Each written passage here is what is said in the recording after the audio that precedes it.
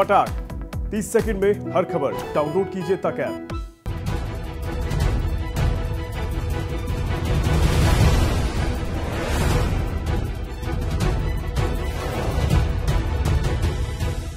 मध्यम वर्ग तो कुछ अपनी मेहनत, कुछ स्किल और बाकी सरकार की मदद से अपना बेड़ा पार लगा ही लेगा, लेकिन असली मुश्किल है उस भारत के लोगों की जो 2 वक्त की रोटी का भी ढंग से जुगाड़ नहीं कर पाते हैं।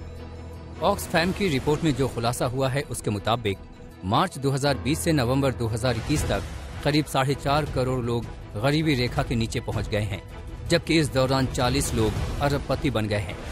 गरीबी रेखा के नीचे जाने के मायने हैं कि इस आबादी के पास खाने, पहनने और रहने के लिए जरूरी न्यूनतम सुविधाएं तक नहीं है। यानी इन करोड़ों लोगों को कड़कड़ाती सर्दी में सड़कों पर सोना पड़ता है। इलाज तक का इंतजाम करना इनके भूते की बात नहीं है।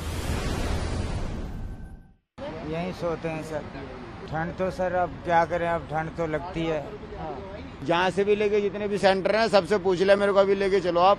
अगर कोई मेरे को बोल दे कि हाँ ये बंदा नहीं आया सेंटर में, हमने इसकी एंट्री नहीं करी, ये मनाही कर देते। बोले जब तक हमारे जो पुराने बंदे इसमें सोते हैं उनके अलावा कोई नहीं सोएगा। ऐसे ही हालात निम्न मध्यम वर्ग के भी हैं। ऑक्सफैम की रिपोर्ट के मुताबिक देश की कुल आबादी में निम्न मध्यम वर्ग का हिस्सा 50% है और ये लोग केवल 13% नेशनल इनकम पर गुजर बसर करते हैं।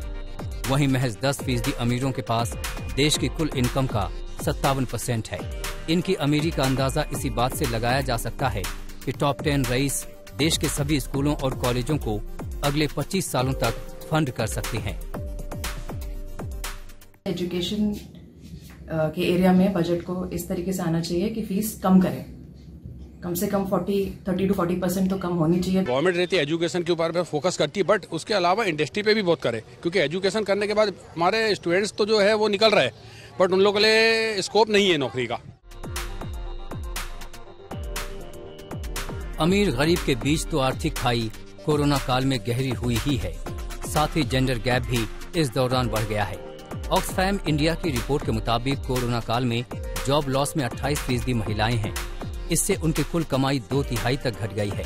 सरकार ministry of women and child development पर भारत के 10 सबसे कम संपत्तियों वाले अरबपतियों की कुल संपत्ति का आधा भी खर्च नहीं करती है।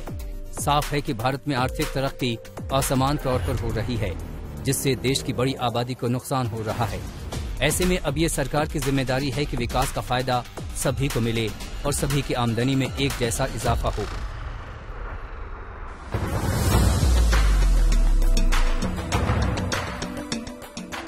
रोटी के बाद वैसे तो कपड़ों की बारी आती है, जिसका इंतजाम करना भी कम आय वर्ग के लोगों के लिए आसान नहीं है। इसके साथ ही रोजमर्रा के सामानों को जुटाने की जद्दोजहद में कोरोना काल इनके ऊपर कहर बनकर टूट पड़ा है। कॉर्पोरेट इंडिया भले ही कोरोना के संग जीना सीख गया है, लेकिन इस भारत के लिए कोरोना से पार पाना आसान नहीं रहा है।